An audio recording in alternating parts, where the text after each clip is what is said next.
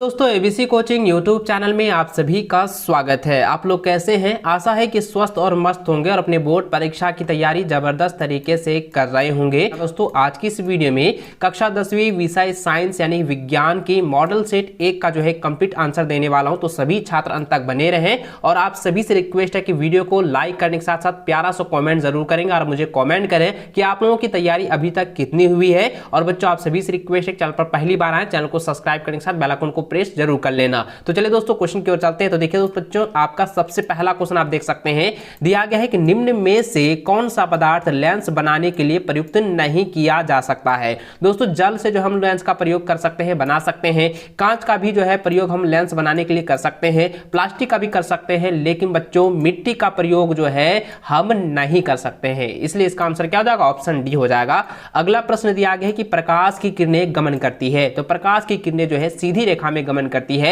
मैंने इसके जो बारे में बहुत सारा चीज जो है मैं आपको बताया है और इससे रिलेटेड कई सारे क्वेश्चन मैंने आपको पहले ही करवा चुका है। और भरसक उम्मीद है कि आप लोग जो है इस मॉडल पेपर में जितने आंसर्स दिए गए हैं उसमें से आप लोग जो है 80% जो है आप लोग सॉल्यूशन अच्छे से आप लोग खुद से कर लोगे। ठीक है, चलिए आगे देखते हैं। दोस्तों यहाँ पे दिया गया है तीसरा नंबर कि यदि अवतल कोण 60 डिग्री है तो परावर्तन कोण का मान क्या होगा। दोस्तों आप लोगों को मैंने पहले ही बताया था कि अपतन कोण आई और परावर्तन कोण आर जो है वो हमेशा क्या होता है, वो बराबर होता है। यानी कि जितना जो है अपतन कोण का मान होगा उतना ही परावर्तन कोण का मान होगा। ठीक है, तो इसका आंसर देखिए क्या होगा। तो यहाँ पे देखिए अपतन कोण का मान कितना है, 60 डिग्री है, तो परावर्तन कोण कितना हो जाएगा, 60 डिग्री हो जाएगा। तो ऑप्शन बी इसका सही आंसर होगा। अगला प्रश्न यहाँ पे चौथा नंबर दिया है कि पानी में अंशतः डूबी हुई पेंसिल टेढ़ी प्रतीत होती है, तो क्यों प्रतीत होती है बच्चों? आपको मैंने पहले बताया था कि प्रकाश के अपवर्तन के कारण होता है। ठीक है, तो इसका आंसर क्या हो जाएगा? ऑप्शन ए हो जाएगा, अपवर्तन के कारण। अगला प्रश्न दिया है कि किसी माध्यम में अपवर्तनांक का मान होता है। ठीक है, तो देखिए मैंने आपको पहले बताया था कि किसी माध्यम में साइन आई अनुपात साइन आर होता है, तो ऑप्शन ए जो है इसका सही आंसर होगा। और यह जो है स्नेल का नियम को भी दर्शाता है, तो स्नेल का नियम को भी आप लोग एक बार पढ़ लीजिएगा। अगला प्रश्न छठा नंबर दिया गया है कि निर्वात में प्रकाश की चाल होती है, तो मैंने पहले भी आपको बताया था और कई बार मैंने आप लोगों को इसको रटवाया हुआ है कि निर्वात में प्रकाश की चाल जो है 3 × 10⁻8 मीटर प्रति सेकंड होता है, तो ऑप्शन ए जो इसका सही आंसर होगा। अगला प्रश्न 7वां नंबर है कि मानव नेत्र अभिनेत्र लेंस की फोकस दूरी को समायोजित करके विभिन्न दूरियों पर रखी वस्तुओं को फोकसित कर सकता है, ऐसा हो पाने का कारण है, इसका हो पाने का कारण है नेत्र लेंस की समंजन क्षमता। ठीक है, याद रखेंगे। तो इसका आंसर क्या हो जाएगा? नेत्र लेंस की समंजन, तो ऑप्शन बी इसका सही आंसर होगा। बच्चों मैंने आपको पहले ही बताया था नेत्र लेंस की समंजन क्षमता, आप इसको अच्छे से रख लीजिएगा क्योंकि ये ऑब्जेक्टिव में भी और सब्जेक्टिव में एग्जाम में पूछा जाएगा। चलिए आगे बढ़ते हैं। देखिए 8वां नंबर क्वेश्चन यहाँ पे देखें तो दिया गया है कि नेत्र के आगे का भाग उभरा रहता है जिसे कहते हैं, तो इसे हम लोग क्या कहते हैं? कार्निया कहते हैं। क्या कहते हैं? कार्निया, तो ऑप्शन बी इसका सही आंसर होगा। अगला प्रश्न है कि नेत्र गोलक का लंबा हो जाने से कौन सा दृष्टि दोष उत्पन्न होता है, तो इसका आंसर होगा निकट दृष्टि दोष उत्पन्न हो जाता है। यानी दोस्तों नेत्र गोलक में अगर लंबा हो जाए या नेत्र गोलक का लंबा हो जाना यह जो है निकट दृष्टि दोष को जो है उत्पन्न करता है। ठीक है, क्या करेंगे? निकट दृष्टि दोष को उत्पन्न करता है। अगर नेत्र गोलक मोटा हो जाता है तो वो दीर्घ दृष्टि दोष को उत्पन्न करता है। ठीक है, याद रखेंगे। यानी कि आप समझ रहे हैं बच्चों, मैंने जिस तरीके से आपको पढ़ाया है A to Z क्वेश्चन आपका यहाँ पे मिल रहा है। ठीक है, जो भी जिलावर मॉडल पेपर जारी किया आपने अभी तक डाउनलोड नहीं किया है तो टेलीग्राम पर प्रोवाइड करा दिया गया है, जाइए लिंक जो है डिस्क्रिप्शन में दिया गया है, जल्द से जल्द जो है मॉडल पेपर को डाउनलोड कर लीजिए और उसका सॉल्यूशन जो मैं आपको बता रहा हूं इनको अच्छे से आप लोग रख लीजिएगा, इससे 100% बोर्ड की परीक्षा में पूछे जाएंगे। ठीक है, चलिए अगला प्रश्न देखें। यहाँ पे 10वां नंबर दिया गया है कि अवतल लेंस द्वारा किस दृष्टि दोष को दूर किया जाता है। ये काफी बीबीआई क्वेश्चन है, काफी बार ये पूछा गया है और जैक बोर्ड की तरफ से जो मॉडल पेपर पहले जारी किया गया था तो उसमें भी यह क्वेश्चन दिया गया है। तो इसका आंसर क्या होगा? निकट दृष्टि दोष को जो है दूर किया जाता है। ठीक है, याद रखेंगे अवतल लेंस से जो है निकट दृष्टि दोष को दूर किया जाता है।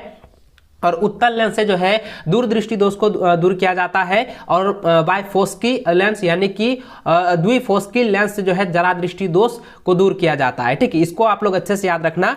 अगला प्रश्न देखिए 11 नंबर दिया है कि एक इलेक्ट्रॉन का कितना आवेश होता है। तो एक इलेक्ट्रॉन में कितना आवेश होता है बच्चों, मैंने पहले भी बताया हुआ है। तो इसका आंसर आएगा 1.6 × 10⁻⁻19 कूलम होता है। ठीक है, याद रखेंगे, इसको रट लीजिए। अगला प्रश्न देखिए यहाँ पे दिया गया है कि 2 ओम 3 ओम और एवं 6 ओम के प्रतिरोधकों को पार्श्व क्रम में जोड़ने पर उसका समतुल्य प्रतिरोध होगा। तो यानी पार्श्व क्रम का मतलब हो गया समांतर क्रम संयोजन। ठीक है, और मैंने इसका फॉर्मूला बताया था कि 1/r बराबर होता है 1/r1 plus 1/r2 plus 1/r3। तो ये जो है फॉर्मूला होता है। ठीक है, तो इसी फॉर्मूले का जो है आप यहाँ पे रखेंगे। जैसे मैं इसका सॉल्यूशन भी कर देता हूँ, तो देखिए 1/2 लिखे, प्लस हो जाएगा 1/3 लिखेंगे। ठीक है, और उसके बाद 1/ कितना हो गया 6 हो जाएगा। तो इसको हम लघुत्तम निकालेंगे, आएगा 6। तो अब इसको भी करेंगे तो कितना हो जाएगा 6, यानी इसको कटा देंगे कितना हो जाएगा 1 आएगा। तो 1 ओम इसका आंसर आएगा। तो इसका 1 ओम कहाँ है, ऑप्शन ए में है, तो यही आपका आंसर हो जाएगा। तो समांतर क्रम संयोजन, पार्श्व अथवा पार्श्व क्रम संयोजन और श्रेणी क्रम संयोजन, इसका फॉर्मूला और व्यंजक आप लोग याद कर लीजिएगा। ये इंपॉर्टेंट है और बोर्ड एग्जाम में 100% मैं लिख के देता हूं कि एग्जाम में आने वाला है। ठीक है, चलिए अगला कोई प्रश्न देखिए 13 नंबर दिया गया कि फ्यूज को विद्युत शक्ति के साथ किस क्रम में संयोजित किया जाता है। तो बच्चों श्रेणी क्रम संयोजन में किया जाता है, यानी श्रेणी क्रम में जो है इसे संयोजित किया जाता है, जोड़ा जाता है। अगला प्रश्न 14 नंबर दिया है कि अभिक्रिया 2NO + C तीर चिन्ह जो है 2NOCO में, यानी कि 2 जो है ये जो अभिक्रिया दिया गया है। ठीक है, ये जो इक्वेशन दी गई है, इसमें कार्बन जो है, इसमें क्या है कि कार्बन जो है, यहाँ पे जरा ध्यान दीजिए, यह जो कार्बन है इसका जो है उपचयन हो रहा है। ठीक है, क्या हो रहा है, उपचयन हो रहा है। मैंने आपको पहले बताया था उपचयन अभिक्रिया कैसे कहते हैं। वैसी रासायनिक अभिक्रिया जो ऑक्सीजन के साथ जो है संयोग करता है उसे उपकरण कहते हैं, जो हाइड्रोजन के साथ संयोग करता है उसे जो है उपचयित अभिक्रिया यानी अपचयन अभिक्रिया कहते हैं, और दोनों के साथ अभिक्रिया करता है उसे हम रेडॉक्स अभिक्रिया कहते हैं। ठीक है, मैंने आपको पहले बताया था। तो यहाँ पे जो है सी के साथ जो है उपचयन हो रहा है, तो यह जो है क्या है, तो ऑप्शन नंबर ए जो है सी सही आंसर होगा, क्योंकि बच्चों ये जो सी जो है वो ऑक्सीजन के साथ संयोग कर रही है। ठीक है, इसलिए इसका आंसर हो जाएगा सी का उपचयन हो रहा है। ठीक है, चलिए अगला प्रश्न 15 नंबर दिया गया है कि बुझा हुआ चूना का रासायनिक सूत्र होता है। तो ये तो आप सभी को पता है कि बुझा हुआ चूना का रासायनिक फॉर्मूला क्या होता है, CaOH2 होता है। ठीक है, तो ये ऑप्शन सी जो है इसका सही आंसर होगा। अगला प्रश्न 16 नंबर दिया है कि निम्न में से कौन संरक्षण का उदाहरण है। तो इसका आंसर क्या हो जाएगा, इनमें से सभी हो जाएगा। ठीक है, क्या होगा, इनमें से सभी। देखिए लोहे की वस्तु को जंग लगने से बचाना, चांदी का काला होने से बचाना, तांबे की वस्तु का हरा होने से बचाना, ये सभी जो है संरक्षण होने का उदाहरण है। तो इसलिए इसका आंसर क्या जाएगा, ऑप्शन नंबर डी हो जाएगा। ठीक है, इसको अच्छे से आप लोग रट लीजिए। अगला प्रश्न यहाँ पे देखिए दिया गया है रंधी सूचक का उदाहरण। रंधी सूचक कह सकते हैं या गंधी सूचक कह सकते हैं, दोनों एक ही है। ठीक है, रंधी और गंधी। ठीक है, याद रखेंगे गंधीय सूचक या रंधीय सूचक का जो उदाहरण है ये जो क्या होगा, इनमें से सभी हो जाएगा। ठीक है, उपयुक्त सभी हो जाएगा, यानी दोस्तों विनेला, लौंग का तेल और प्याज, ये सभी क्या है, उदासीनी पदार्थों का तरह जो है महक करती है। ठीक है, तो ये क्या होता है, इसका जो सेंट होता है ना वो एकदम गंधीय सूचक की तरह कर दर्शाता है। तो इसलिए इसका आंसर क्या जाएगा, उपयुक्त सभी हो जाएगा, ऑप्शन नंबर डी। अगला प्रश्न 18 नंबर दिया है कि सोडियम लवण का परिवार है। तो सोडियम लवण का परिवार जो है ये दोनों है। ठीक है, याद रखेंगे NaCl हो जाएगा और Na2SO4 दोनों है, इसलिए इसका आंसर क्या हो जाएगा, ऑप्शन सी हो जाएगा। ठीक है, चलिए अगला सवाल 19 नंबर दिया गया है कि इनमें से कौन सा कथन असत्य है। तो बच्चों यहाँ पे देखिए पहला दिया है कि टमाटर में ऑक्सैलिक अम्ल पाया जाता है, ये तो सत्य है। ठीक है, इमली में साइट्रिक अम्ल पाया जाता है, ये भी सत्य है। क्षार का उपयोग साबुन बनाने में होता है। ठीक है, तो यहाँ पे जरा ध्यान दीजिए। और अगला दिया गया है अम्लीय वर्षा में pH का मान जो है 5 से 6 से कम होता है, ये भी सही है। लेकिन क्षार का उपयोग साबुन बनाने में नहीं होता है, इसका बहुत ही कम मात्रा जो है प्रयोग किया जाता है। तो इसलिए इसका आंसर क्या हो जाएगा, ऑप्शन नंबर सी जो है सही आंसर होगा। इसको आप लोग अच्छे से जो है रट लीजिएगा, क्षार का उपयोग साबुन बनाने में होता है, ये बिल्कुल भी गलत है, ये असत्य है। ठीक है, चलिए अगला सवाल 20 नंबर देखिए, यहाँ पे दिया गया है एंटासिड, एंटासिड का उदाहरण है। तो बच्चों मैंने आपको पहले भी बताया था कि एंटासिड का जो उदाहरण है वो बेकिंग सोडा, ठीक है, बेकिंग सोडा है, ठीक है, याद रखेंगे, इसको आप लोग अच्छे से याद रखना, ठीक है, बेकिंग सोडा। अगला प्रश्न 21 नंबर दिया है कि कौन सा धातु उष्मा का कुचालक है। तो इनमें से क्या होगा बच्चों, मैंने आपको बताया था कि उष्मा का कुचालक कौन होता है। तो उष्मा का कुचालक होता है लेड भी होता है, पारा यानी कि मरकरी भी होता है। तो इसलिए इसका आंसर क्या हो जाएगा, ऑप्शन नंबर सी हो जाएगा, ठीक है, इसको आप लोग अच्छे से नोट कर लीजिए। अगला प्रश्न देखिए यहाँ पे दिया गया है, निम्न में से कौन सा कथन असत्य है। फिर वही वाला सवाल आ गया। पहला दिया है कि आयोडीन जो है चमकीला और धातु है, ये भी बिल्कुल सही है। और हीरा सबसे कठोर पदार्थ है, ये एकदम बिल्कुल सही है। और चौथा देखें यहाँ दिया है ग्रेफाइट विद्युत का कुचालक है, ये भी बिल्कुल सही है। लेकिन गैलियम और सोडियम का गलनांक बहुत कम होता है, यह असत्य कथन है, ठीक है। तो इसलिए इसका आंसर क्या जाएगा, ऑप्शन सी होगा, ठीक है। अगला सवाल 23 नंबर देखिए, तो इसमें दिया गया है, इनमें से कौन और संबंध अधिक अभिक्रियाशील धातु है। तो इसका आंसर क्या हो जाएगा, ऑप्शन नंबर डी हो जाएगा, पोटेशियम, ठीक है। पोटेशियम जो है सबसे अधिक यानी कि सर्वाधिक जो है अभिक्रियाशील धातु में से एक है। तो ऑप्शन डी जो है इसका सही आंसर होगा।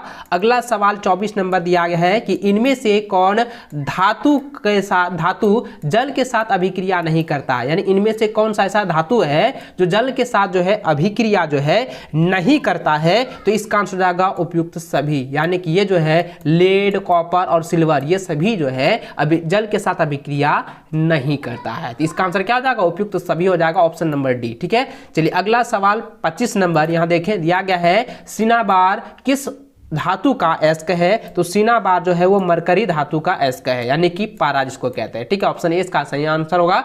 अगला सवाल 26 नंबर है कि इनमें से कौन ऑक्सीकारक का उदाहरण है। तो इसका आंसर क्या होगा बच्चों, मैंने आपको पहले बताया हुआ था, क्योंकि यह जो है क्षारीय पोटेशियम पैरामैग्नेट में भी है और यह जो है अम्लीकृत पोटेशियम डाइक्रोमेट में भी है। तो इसलिए इसका आंसर क्या हो जाएगा, उपयुक्त सभी हो जाएगा, ऑप्शन नंबर सी इसका राइट आंसर होगा, ठीक है। अगला प्रश्न 27 नंबर देखें, दिया गया है कि मैग्नीशियम पाया जाता है। तो मैग्नीशियम जो है वो क्लोरोफिल में पाया जाता है। तो मैग्नीशियम कहां पाया जाता है, हरी पत्तियों में पाया जाता है। हरी पत्तियों में क्या पाता है, क्लोरोफिल, और क्लोरोफिल में जो है मैग्नीशियम पाया जाता है। देखिए ये काफी घुमा के क्वेश्चन दिया है, लेकिन बहुत ही इजीली है, बहुत ही आसान क्वेश्चन है। तो इसका आंसर क्या हो जाएगा, ऑप्शन ए हो जाएगा, ठीक है।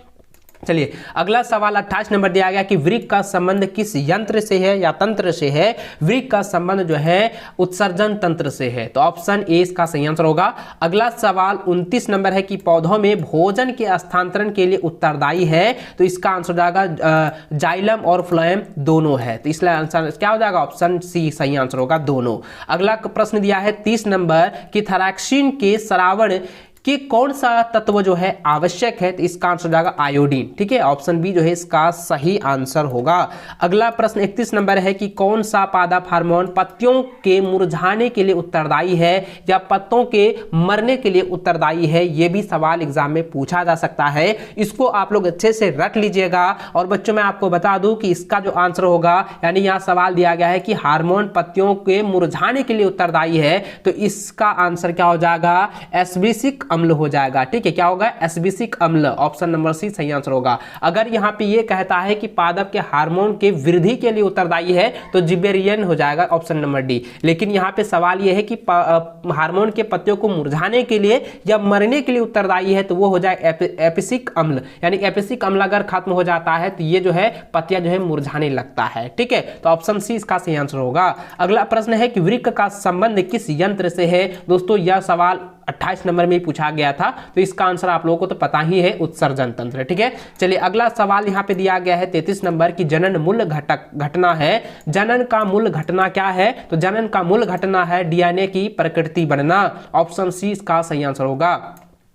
अगला सवाल 34 नंबर है, जरा ध्यान देंगे, ये काफी वीवीआई सवाल है, इंपॉर्टेंट क्वेश्चन है। यहाँ पे देखिए 34 नंबर सवाल दिया गया कि जैव विकास की प्रकृति विवरण का सिद्धांत किसने प्रतिपादित किया है। तो इसका आंसर आएगा डार्विन ने, ठीक है। तो क्या हो जाएगा, ऑप्शन बी इसका सही आंसर होगा, डार्विन ने। यानी दोस्तों आप लोगों को यहाँ पे कंफ्यूजन लगा कि सर आपने डार्विन क्यों कहा। तो देखो बच्चों मैंने आपको बताया था अनुवांशिकता में, अनुवांशिकी में जो है क्या था सिद्धांत दिया था मेंडल ने, लेकिन यहाँ पे जो है जैव विकास का जो सिद्धांत दिया था वो वो डार्विन ने दिया था, मेंडल ने नहीं दिया था। ठीक है, मेंडल ने क्या था, मटर के पौधों को जो है पहली बार प्रयोग करके जो है वो आनुवंशिकता का जो है सिद्धांत दिया था। ठीक है, लेकिन बच्चों यहाँ पे इसका आंसर क्या हो जाएगा, जैव विकास की प्रकृति विवरण का सिद्धांत जो है वो डार्विन ने ही दिया था। क्या दिया था, डार्विन ने। तो ऑप्शन बी इसका सही आंसर होगा। अगला सवाल 35 नंबर दिया गया है कि आनुवंशिकता का आधार है, तो आनुवंशिकता का आधार होता है डीएनए, जिसको हम लोग फुल फॉर्म कहते हैं डीऑक्सीराइबोन्यूक्लिक एसिड। ठीक है, इसको अच्छे से आप लोग याद रखना। अगला सवाल 36 नंबर दिया है कि प्राथमिकता उपभोक्ता को कहते हैं। तो देखिए प्राथमिकता उपभोक्ता हम लोग किसे कहते हैं, जो शाकाहारी होता है। ठीक है, जरा ध्यान दीजिएगा, द्विपोषी स्तर में क्या होता है बच्चों, जरा ध्यान दीजिएगा, द्विपोषी स्तर में क्या होता है, जो जानवर को खाते हैं, जो मांसाहारी होता है, उसी को हम द्विपोषी स्तर या द्विमादिका उपभोक्ता कहते हैं, द्विउपभोक्ता कहते हैं। लेकिन यहाँ पे कह रहा है कि प्राथमिक उपभोक्ता को कहते हैं, तो प्राथमिक उपभोक्ता क्या हो जाएगा, शाकाहारी, जो साग सब्जी खाते हैं, साग सब्जी पर निर्भर करते हैं, उसे हम प्राथमिक उपभोक्ता कहते हैं। ठीक है, तो ऑप्शन बी इसका सही आंसर होगा। अगला सवाल 37 नंबर दिया है कि परितंत्र में अजैविक घटक है, तो इसका आंसर हो जाएगा उपयुक्त सभी। ठीक है, ऑप्शन डी इसका राइट आंसर होगा। अगला सवाल 38 नंबर है कि ओजोन परत को सर्वाधिक प्रभावित करने वाला पदार्थ है, तो इसका आंसर हो जाएगा CO2 नहीं होगा। ठीक है, इसका आंसर क्या हो जाएगा, ये CO2 नहीं होगा, इसका आंसर हो जाएगा CFC होगा। ठीक है, इसको आप अच्छे से याद रखेंगे। ओजोन परत को सर्वाधिक प्रभावित करने वाला, यानी कि सर्वाधिक प्रभाव करने वाला, ये गंभीर यानी कह सकते हैं नष्ट करने वाला जो पदार्थ है वो CFC है। ठीक है, इसको अच्छे से याद रखें, ऑप्शन ए इसका सही आंसर होगा। अगला सवाल 39 नंबर दिया गया है कि इनमें से कौन सा पर्यावरण मित्र नहीं है। तो देखिए पहला दिया है स्कूल मोटरसाइकिल से जाना, ये तो पर्यावरण का दुश्मन है, क्योंकि इससे क्या, मोटरसाइकिल से जो है कार्बन डाइऑक्साइड गैस निकलती है, जो कि पर्यावरण को प्रदूषित करता है। और दूसरा यहाँ पे दिया गया जरूरत नहीं रहने पर बिजली का स्विच बंद करना, ये बहुत अच्छी बात है और ये करना भी चाहिए हर व्यक्ति को, ये जो है पर्यावरण का मित्र है। और दूसरा दिया है कपड़ों के थैले का उपयोग करना चाहिए, ये भी सही है। चौथा इनमें से कोई नहीं, तो इसका जो सही आंसर होगा ऑप्शन ए होगा। ठीक है, स्कूल मोटरसाइकिल से जाना, ये जो है पर्यावरण का मित्र का व्यवहार नहीं है। ठीक है, क्योंकि मोटरसाइकिल से प्रदूषित होता है, कौन होता है, पर्यावरण। ठीक है, इसको अच्छे से याद रखेंगे। अगला सवाल देखिए 40 नंबर दिया गया है कि चिपको आंदोलन का शुरुआत कब हुआ, तो इसका आंसर हो जाएगा 1970 के दशक में, यानी 1970 ईस्वी में जो है ये चिपको आंदोलन की शुरुआत हुई थी। ठीक है, तो दोस्तों इस मॉडल सेट का जो है 40 क्वेश्चन मैं आपको जो है पूरी तरीके से बता दिया हूं। इस 40 क्वेश्चन में से आपको कितना क्वेश्चन ऑलरेडी पता था मुझे कमेंट करके जरूर